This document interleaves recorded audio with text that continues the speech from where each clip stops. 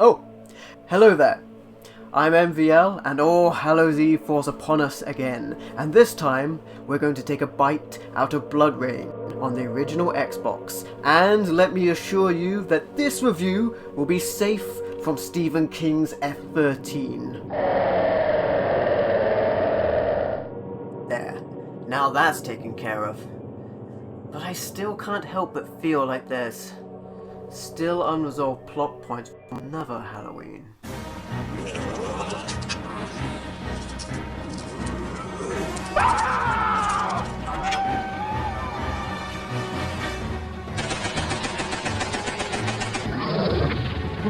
Wow, that was close. Thankfully those special rounds exploded Vampire MVL into sparkles. Thanks, Stranger MVL.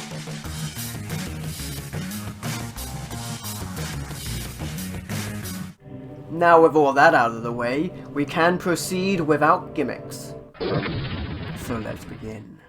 Let's dive into BloodRayne on the original Xbox. BloodRayne is an action-adventure hack-and-slash game, released in 2002 and remastered in 2020, and remastered again in 2022. It's actually really cool that you can get a modern port of this game and that it's on a ton of different systems now. And the new versions also feature widescreen support as well as improved visuals, which is really great. I actually ordered a physical copy of the newest versions of BloodRayne 1 and 2 on Switch from Limited Run Games, but unfortunately they haven't got to me as to the time of the making of this video, so you will be seeing the original Xbox version of this game in its original standard definition format, line doubled through my RetroTink SCART 2X device through my Elgato capture card. I've mentioned before when I reviewed Nocturne that BloodRayne was originally conceived as a follow-up to Nocturne, with the main character originally being Spookhouse member and half-vampire Svetlana. Whilst I am disappointed that Nocturne never got a proper follow-up, it did get a crossover with Blair Witch, which I've also previously reviewed. BloodRayne still uses a lot of similar monsters and locations from Nocturne, and in particular the main character Rain is very similar to Svetlana from Nocturne as well. Svetlana works for a secret organization in the Spook House, and Rain works for a secret organization with the Brimstone Society. They both have a very similar two-blade weapon fighting style, and they both have a very similar style of costume, and most notably they are both half vampires. You will see a lot of callbacks and inspiration from Nocturne in BloodRayne, which I'm a big fan of. And since I'm such a big fan of Nocturne, I'll be very interested to see how BloodRayne will compare. Let's take a look. The game begins with a cinematic sequence. A man and a woman are fleeing a monster, or so it would seem. The woman trips, and as the man pauses, he is pulled away by a chain. His severed head then rolls out from the darkness, and stepping out of the shadows along with it, Rain. Our main character is revealed. The woman appearing to cry is concealing her face, but quickly this is revealed to be a ploy, as the woman transforms into a vampire. From afar, members of the Brimstone Society observe, watching Rain handle the vampires. One of them reveals they are there to recruit Rain, the vampire slayer, into the Brimstone Society. The other, however, is apprehensive, as Rain herself is a half-vampire. They discuss this as Rain battles, but ultimately agree to recruit Rain, and leave her a necklace with their symbol to follow. We are transported to Morton, Louisiana, in America, 1933. Rain is being trained for her first mission for the Brimstone Society. Considering the group was initially reluctant to recruit Rain for being a Dhampir, a half-vampire, ironically, Rain is being trained by another Dhampir called Mince. So what is a Dhampir? A half-vampire is formed from a union between a vampire and a human. They appear human, except for their fangs, which are evident for their taste for blood, which fuels their powers. For the most part, they have many of the strengths and powers of being a vampire. They have extended lives, they have super strength, enhanced agility, endurance, and regeneration, though they lack some of the other supernatural abilities that vampires have, so they can't transform into mist or become a bat like other vampires can. Dhampirs also have less of the vulnerabilities that vampires suffer. Holy relics and icons don't hurt them. Daylight is also not deadly to a Dhampir, nor is water as it would be to a full-blood or a turned vampire. That's right, I said water. And that is going to be a big problem going forward in this game. Most of what you've heard thus far will be normal for common vampire mythos in terms of weaknesses, but when I say water in this instance, I don't mean running water, which would be the traditional interpretation. I mean any water. Can you imagine how awkward that would be for a vampire? No, I got red on me.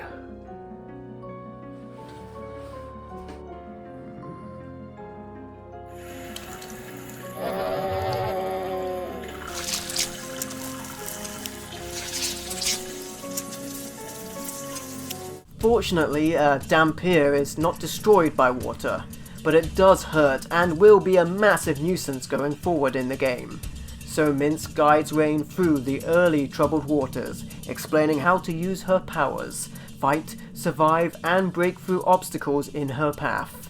This section is optional, but learning the controls really helps, since you will need to use certain techniques to progress through the game, and they are explained and presented well here.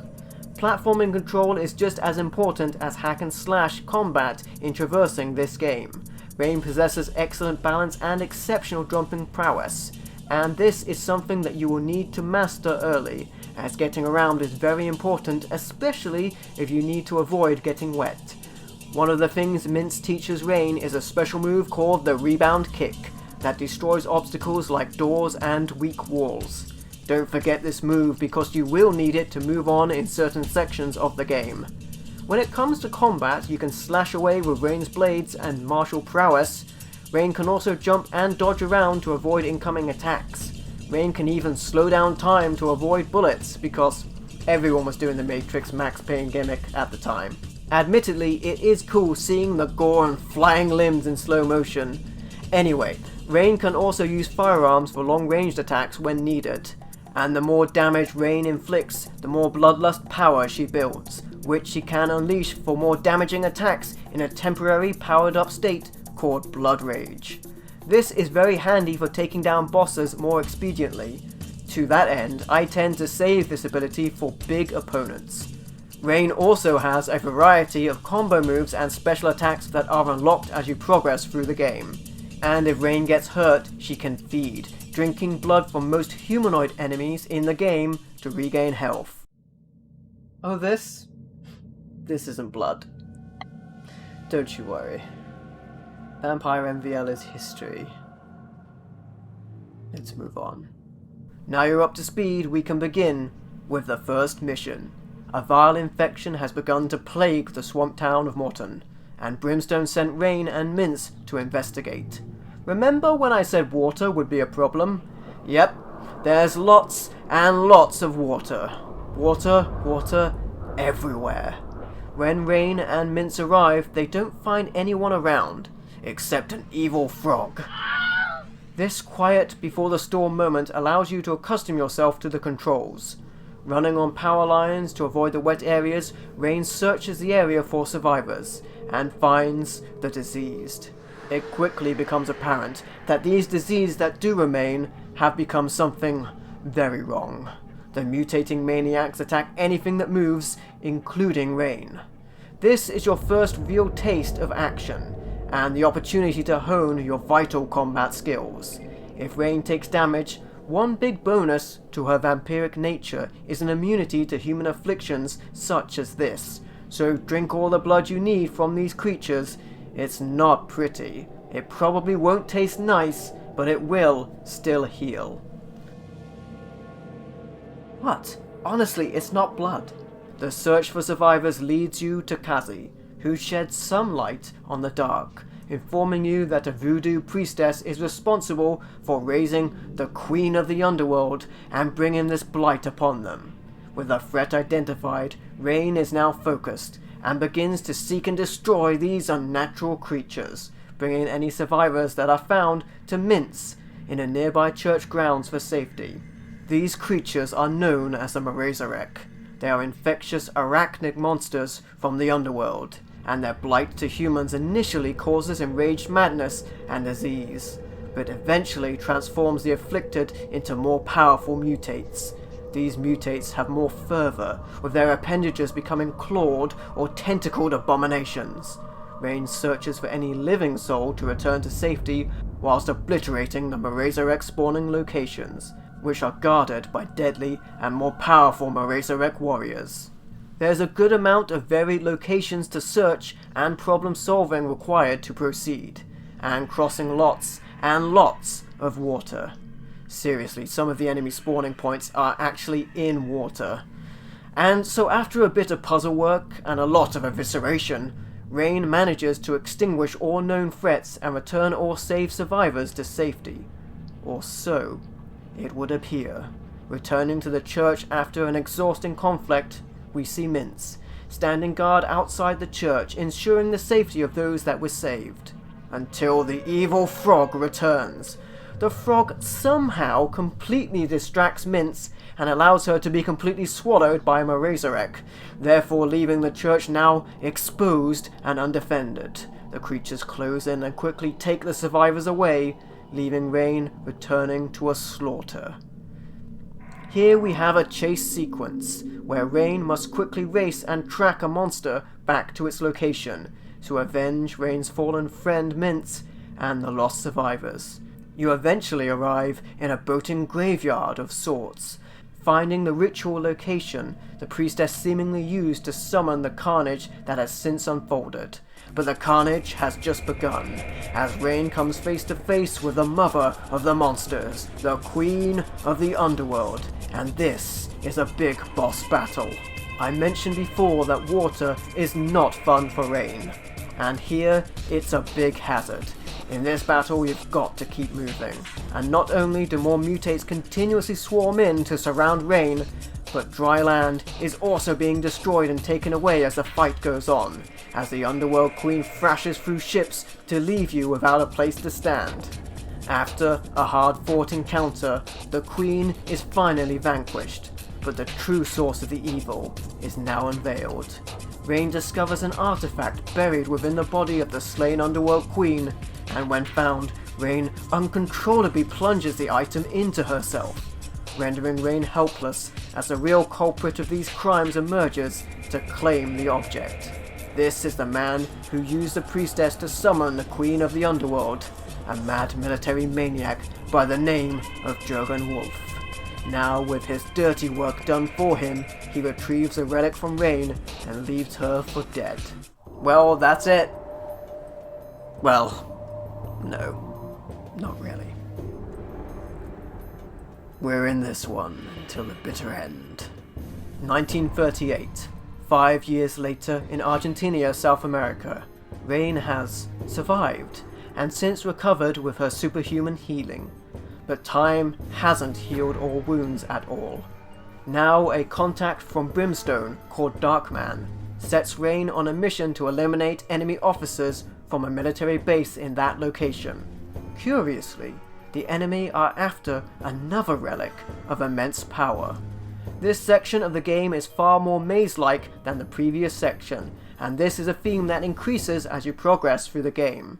Rayne begins to rip through this base, crossing off her target enemy officers from Brimstone's hit list. But not all enemies go down easy, however. Some of the enemies you encounter in this base are more resilient to your offense than others. But if you take a little control and refrain from using your blood rage on the rank and file, and I know this is very fun and tempting, but you can mow down the stronger opponents with the power that you save. It is also good to keep in mind that these enemies, unlike most of the mutates Rayne encountered previously, can fire back at you, so you need to keep out of the line of fire and heal whenever you can. With Rayne's appearance, the enemy bunkers down, so Rayne has to seek, locate, and annihilate. Hidden switches and breakable entry points are things you need to look to uncover as you hunt down officers to complete your mission. And once you've headhunted enough, your actions will lead you to your next main boss, High Priest von Blutt. Because he's a bad guy, Naturally, he's more than willing to explain some of the enemy plans to this point, illuminating the cryptic evil doings to Rayne before attempting to dispatch her. It turns out the relics are pieces of their long-lost demonic leader, Beliar, and it is believed that his body was scattered during the destruction of Atlantis, and they wish to bring him back from the dead. To get a bit deeper into the lore than the game tells you here, Beliar was a powerful demon and the original ruler of Hell before he was usurped by a fallen angel from heaven called Mephisto. If returned, Beliar would actually seek to regain his former throne in Hell. Regardless, Rayne is in for one hell of a battle. This crazy priest has an even crazier weapon platform to contend against. He hides behind an automatic gun platform defended by a metal shield that rotates and slides across the grounds in which you battle. Additionally, to make matters even worse, enemy troops continuously flood the room to aid. This influx of enemies actually works to the priest's detriment, as you can drain the foot soldiers to regain lost health during the battle. And this is a liberty you won't get to use in any other boss encounter from this point onwards, so use it while you can. Strangely enough, if you try to use slow motion in this battle and try and super speed towards the boss, it's actually harder to catch the boss than just running towards them normally. I'm not entirely sure why the timing works out this way, but I think it could be a deliberate decision to make the fight harder. Regardless, and confusingly, this means that slow motion powers are basically useless here to catch the enemy as they speed away, so run up behind the platform when you can and have at the priest. When the priest is finally taken care of, Rayne can continue on her path of destruction, hunting officers and finding her way around the base, and avoiding water. Anyway, not long after the encounter with Von Blutt, things start to get weirder, with the appearance of Damites. Initially, you encounter these hellish creatures in the form of parasitic Damites, which prey on the enemy soldiers that Rayne battles. They consume the brain of a host body, replacing the head and controlling the body like a puppet. Be warned that these creatures can only be defeated in their natural state, and destroying the host body only releases a parasitic Damite, allowing it to attack directly or consume and pilot another nearby human or corpse body if able. As Rayne fights on, one of the enemy officers reveals, again in true "I'm evil, let me explain our plans" fashion, that they have encountered these creatures when excavating deep down for the skull of Beliar. One of their own, known as the Butcheress, took a particular interest in these monsters, but now they have lost control of these creatures. Your informant then tries to gas Rayne, but Rayne quickly turns the tables on the creep and gives them a taste of their own medicine. With that foe shattered so easily, you know that a real boss is on the horizon, and so you press on, and after some careful platforming as you try to make your way to this elusive and insidious Butcheress, you come across your next boss, Commando. This boss strikes with many elite infantry by their side. They are quick as a flash and they strike from smoke. It's a deadly game of hide and seek, but eventually Commando is found and eliminated. And with Commando taken out, it's time to move on to the Butcheress, Bafori Miguel. Positioning is the key when battling Bafori. If you put a foot out of place, she'll drop you down below to a horde of hungry Damites. A furious melee ensues for Rayne, but Rayne swiftly serves just desserts to the Butcheress and sends her down below to her prized parasites, which have no loyalty when it comes to defiling the flesh of humans. There's a lot more navigation and platforming past this point, and now the Damites have been fully unleashed and are plentiful. They eagerly snatch the bodies of enemy soldiers to share the pain. The Damites are now also joined by their larger and more powerful three-headed and three-tailed defenders, Damite warriors. Rayne continues to find her way and descends to the excavation below, where the enemy dug for the skull of the demon Beliar, and unknowingly unleashed the Damites upon themselves in the process. Now deeper into the darkest depths down below, it's like hell on earth. And this part is probably the most frustrating "where do I go?" platforming section of the game. I'm just saying. Once Rayne has gone to hell and back, fighting soldiers, Damites, and a boss in the form of multiple Damite warriors, Rayne eventually finds her way and uncovers the skull of Beliar, and with it, another power is unlocked. Rayne must then escape the unstable environment as the world comes crashing down around her. Rayne flees the breaking base, narrowly avoiding being trapped as the tunnels behind Rayne break apart. After this racing action sequence, with the explosion still ringing behind her, Rayne is not out of the dark yet, as standing between her and escape is D. Mauler, a powerful cyborg-style enemy officer who's built for battle. This is a blowout boss battle. The war with D. Mauler is ended swiftly as Rayne cuts the cyborg to pieces. Rayne is then able to sneak away inside of an enemy vessel, pursuing the enemy and infiltrating their next destination of Emden Shipyard in Germany.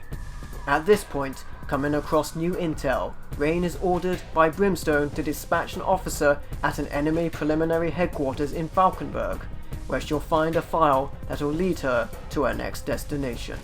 Well, things certainly are getting interesting, but will this next destination be our final destination? There's only one way to find out. Let's keep going. The next section of the game begins with a cinematic sequence. We see Rayne playing with her food, easily outmaneuvering the hostiles at the headquarters in Falkenberg, and showing some cool moves as she does so. She discovers her next destination, a location that will be very familiar with fans of Nocturne, as it is a location taken directly from that game. A place that vampires have long called home for quite some time, the former home of Count Voisu, and since the demise of the Count, is still home to all manner of evil. This is Castle Gestalt, where the remaining enemy officers reside, and must be eradicated. And can I just say how happy it makes me to see a true Nocturne tie-in, as well as a Blair Witch tie-in, as the Damites from the previous section originated in Blair Witch Volume 1, Rust in Par. Anyway, there's a lot of bad guys here. Bad guy special forces, bad guys with jetpacks, and there will be a ton of traversing around the castle grounds and cathedral as you aim to take them out. Making use of long-range weaponry is more dependent here than ever, especially when you have enemies that are flying around you and out of melee reach. It soon becomes apparent that Rayne is not the only force after the enemy officers, as the castle is quickly flooded by ravenous feral vampires. These animalistic bloodsuckers are powerful opponents that destroy everything that moves. But strangely, these feral vampires capture the enemy officers instead of destroying them, leading Rayne to pursue. The castle is a maze and a hive of carnage, and just when you thought the situation couldn't get more explosive, Rayne finally gets inside the castle, where she finds the unholy mecha, armoured, mechanical, mobile battle suits, with automatic weapons and explosive capability. Now, it's robot fighting time, as Rayne stomps her way through enemy mechs, jetpack jokers, and everything else between, until she faces another enemy officer in one-on-one mecha armored battle and high caliber action. This battle is a real blast, and when it's over, the man inside the opposing machine isn't so tough without his armor intact. This man, who ironically helped build these weapons which were used against him for his own defeat, then pleads and begs with Rayne, offering the plans for the mobile battlesuit if she'll allow him to live. She doesn't go for it. After the explosions have finished and the dust has settled, Rayne makes her way onward, where she encounters a new foe, or should I say, an old friend. As it turns out, Mintz, Rayne's former ally and Brimstone Society mentor, who we saw distracted by an evil frog and eaten by Maracerek in another time and place, is back. It could be that resurrection is a unique power that Mintz possesses, but that's not really important right now. What is important is that she appears to be working with the enemy. Rayne naturally is shocked and disheartened at this, and follows the traitorous Mintz, reluctantly dueling her high up in the castle, to Mintz's eventual defeat and doom. As Mince stumbles from the top of the crumbling castle, Mince has just enough time to grapple to a wall to say her goodbye to her former protege before the wall breaks apart, sending Mince to a definitive end as she falls from the top of the castle to the deadly grounds below. This time, there can be no doubt. Mince is gone. For good. As it would happen, Mince's breaking of the unstable wall she grappled to fortuitously gives Rayne a new route to proceed deeper into the dark castle and the space beyond. When Rayne steps further into the fray, the conflict between the enemy human soldiers and the feral vampires has escalated, with the feral vampires ripping apart the enemy soldiers, who themselves flee, cornering themselves into secret spaces of the castle. Rayne's mission to destroy the enemy officers continues, leading her to cut through vampires and bat monsters and firefight with the enemy soldiers throughout in an effort to slay their officers. Unless something else gets to them first, and in this instance, in a gruesome scene, that something else is the leader of these feral vampires, Hedrox the Infinite, who we see feeding on the mind of an enemy officer, draining their brain of their secrets. Rayne relentlessly follows Hedrox and confronts them, where Hedrox reveals some of the information they've gleaned. As it turns out, Hedrox is also seeking the mysterious relics for their power, and formerly believed the previous owner of the castle, Count Voisu, hid Beliar's heart somewhere inside Castle Gestalt. Hedrox destroy the Count, casting their body into the water at the base of the windmill structure. Rayne and Hedrox now tensely fill themselves. Hedrox discovered from the brain of the enemy officer that Hedrox consumed that Voisu didn't hide the relic in the castle at all, and Voisu actually wore it, adorned on a crown, hiding it in plain sight. Hedrox now has this relic, the heart of Beliar. But Hedrox doesn't just want that relic though. They want the one that they now know Rayne has as well. So it's time for another boss battle. Hedrox is an interesting fight. You can hack and slash away to your heart's desire, but the clue is in the name, Hedrox the Infinite. The more you cut, the more you end up fighting. And Hedrox taunting Rayne as she fights them is an unending and impossible battle when fought this way. The only way for assured destruction is to do to Hedrox what Hedrox did to Count Voisu, and plunge them into the water below, since water is fatal to vampires but only damages Rayne herself. So instead of attacking Hedrox, Rayne must attack the supports of the floors, sending the Infinite that are here to an infallible end. With several of Hedrox eliminated, Rayne is able to intimidate the remaining Hedrox to retreat, as Hedrox surmises that they'll get more information on the other relics from someone else's mind. And with the Infinite dispersed, Rayne is free to pursue the human enemy soldiers and continue on her mission. Now spooked, the enemy beyond aren't playing around, and from here on, their number gets more volatile. Mines, robots, jetpacks, snipers and explosions, you name it, the enemy is pulling out all the stops to try to stop Rayne. And they need to, because Rayne has finally caught up to Jurgen Wolf, who must be the most significant enemy name on Rayne's targets to eliminate. Jurgen has procured many of Beliar's pieces, including relics from Rayne that she's missed, and in doing so Jurgen has become more powerful and more ruthless and must be stopped. Just when Rayne is hot on Jurgen's heels, the next destination is a bridge too far. Because it's a trap! As the enemy detonates and blows up the bridge that they've lured Rayne into as she raced after Jurgen. This is a setback, but for the bloodthirsty Dampier, this is by no means the end of the road. Jurgen has now moved on to a secure location, and Rayne follows, slicing down everything in her way. It is here that we encounter the game's penultimate boss, the doppelganger twins, Sigmund and Simon Krieger. And can I just say, as someone who actually has a real identical twin, I always get a reaction when I see the stereotype of creepy twins in media. And these guys are deliberately creepy. though Rayne is able to charm them into revealing a secret weakness to defeat them.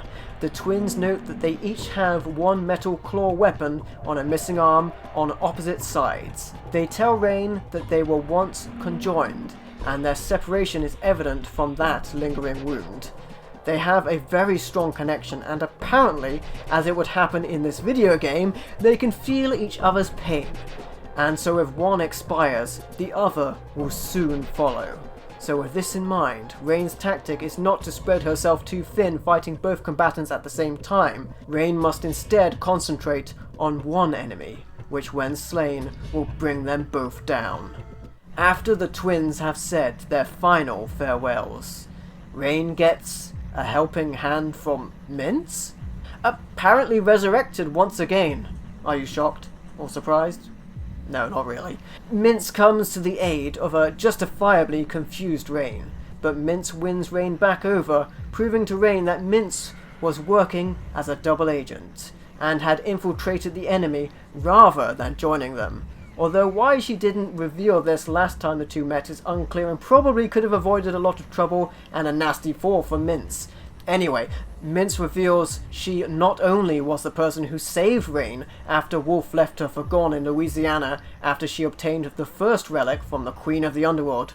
Yes, I bet you were wondering how Rayne got back from that. But Mince was also Rayne's informant up to this point, anonymously slipping her orders, hidden information and direction, which handily led Rayne to Germany and allowed her to get to this point. This does make a lot of sense, as much of Brimstone's orders for this mission seemingly came out of nowhere, and if Mince was working an inside job, it would also help to explain how Brimstone were able to track the enemy and Rayne as they moved. Mince finally and definitively wins Rayne over as she hands over several officer name tags as proof she's been able to whittle down the list of enemy officers, assassinating many of them, unaware as she pretended to work for the other side. Mince reveals the relics Jurgen Wolf has collected has made him almost invincible at this point, which is why Mince hasn't attacked him alone, and they'll both need to team up to defeat him. The two Dampier then rejoin forces and conclude that they'll defeat Jurgen Wolf and regain and remove the pieces of Beliar before the demon is resurrected. They then proceed on, but just as soon as they come back together, they are split apart. As soon as they depart, Mince falls into a trap as a portcullis separates Mince from Rayne, and Rayne is forced to yet again watch as her mentor is slaughtered in front of her, this time by Jurgen Wolf, who has been watching and waiting to condemn the traitor. He rips the heart from Mince, taunting Rayne as he leaves Mince's body lifeless. This time Mince isn't coming back. No, really, I mean it this time. Except in the comic book adaptation where Mince actually does come back to life again. But anyway, Jurgen, in classic bad guy style, has got to reveal his true plan before he leaves Rayne to suffer. Jurgen is not actually trying to resurrect Beliar. He wants the relics for himself to increase his own power. And maniacally, Jurgen inspires for the power of a god. Once Rayne has made a tearful goodbye to Mince, Rayne follows to the location of the resurrection ritual, where she isn't the only one who's tracked down Jurgen Wolf. Hedrox the Infinite has arrived, and they've brought the heart. Between Hedrox, Jurgen, and Rayne, all the pieces of Beliar are present, and there's a tense standoff before Hedrox makes the first move. Hedrox, believing they have the information they require, which they gleaned from another enemy officer's brain, Hedrox attempts to use Beliar's black heart themselves, but the power is too much, and Hedrox is consumed in the process. Now Hedrox is obliterated, and Beliar, albeit incomplete, is born again. With Beliar resurrected, their first act is to regain the relics, the missing pieces of themselves from Jurgen and from Rayne, to become complete again. And this is the final boss battle, and let me just say, it's one tough fight. No, really, this really is tough. But then again, this is endgame territory. You are fighting two monsters, Beliar and Jurgen Wolf, who conveniently also fight each other, but make no mistake, they are also fighting you. Beliar is the most problematic. they are very difficult to damage, and for the most part can only actually be hurt from striking the heart in their chest. Anything else does practically nothing. The other problem is that Beliar will continuously grow in size and power up during the battle, making them a much more difficult target the longer you take. This also acts as a time limit, as if they get too big they'll break down the structure you battle inside of, and it will instantly be a game over. You might assume you can duck out of the way in the early going of the battle and let Jurgen Wolf do most of the work, but you'll be wrong. At least when I played, Jurgen did next to nothing to Beliar on the ground floor, and as soon as Beliar got bigger, Jurgen bolted up to the upper area of the boss chamber and just ran around in circles firing like a maniac. Needless to say, Jurgen didn't help. You can use Blood Rage early on in the battle to hit Beliar when he's small enough to do melee damage to his heart and get some early damage in, but Beliar will quickly become too big to do any melee to. So only explosives and aimed fire at his heart can take Beliar out once they're bigger. This is something probably easier to do on a PC using mouse control rather than an original Xbox controller. This battle essentially requires precise ranged aim, which is something that hasn't really been required before this point at all. Making accurate shots at Beliar's heart is more than a little troublesome, especially with Jurgen zooming all around the place and firing at you as well.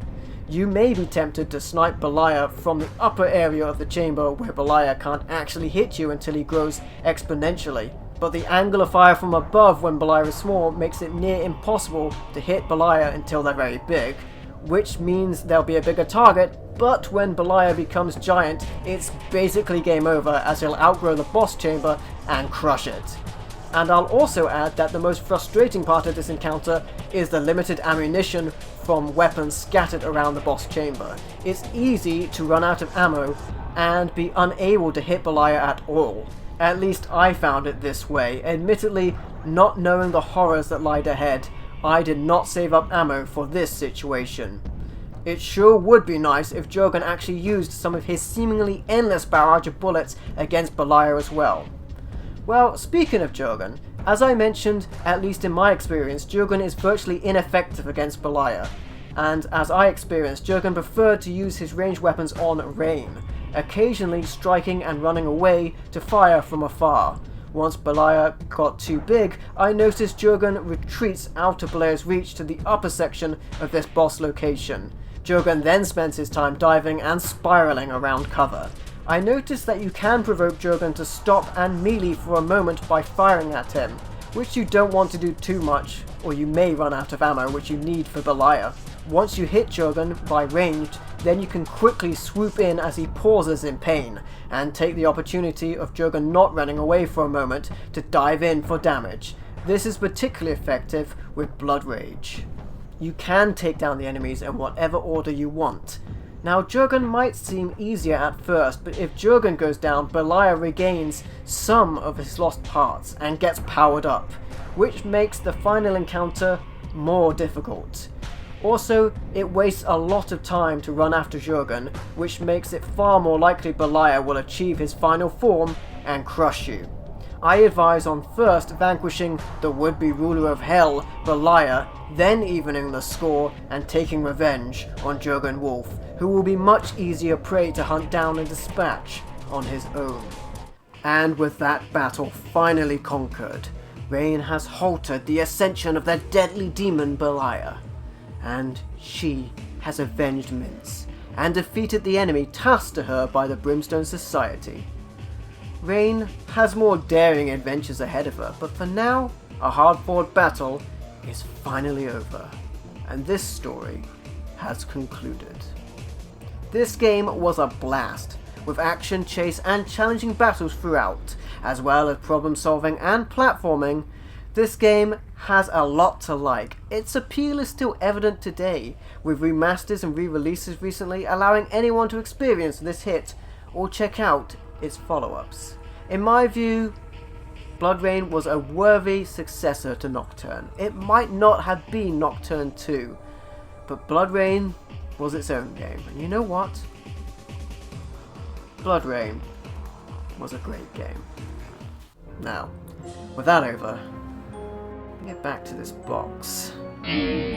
Ah, now we're making some progress. There. We have such sights to show you. Oh no.